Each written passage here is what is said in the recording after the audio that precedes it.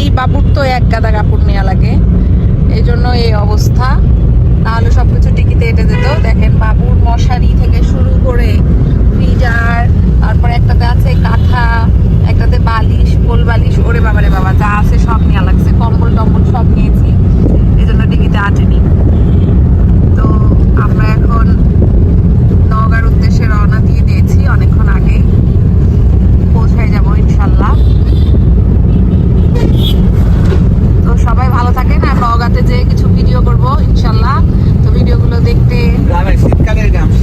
শীতের গ্রামের ভিডিও হবে, আর সেগুলো দেখতে আরো এখানে তো পাবেল আছে, পাবেলকে তো দেখানোই হয়নি, বরাবরের মতো ড্রাইভার।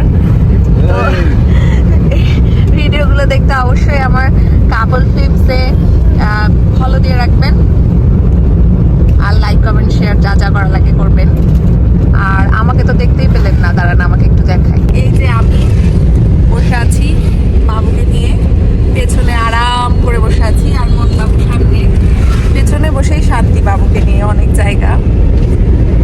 তো যেটা বলছিলাম যে অনেক সুন্দর সুন্দর ভিডিও আসতে যাচ্ছে, দেখার জন্য অবশ্যই আমার কাপল ফিল্মস পেজটি ফলো দিয়ে রাখবেন।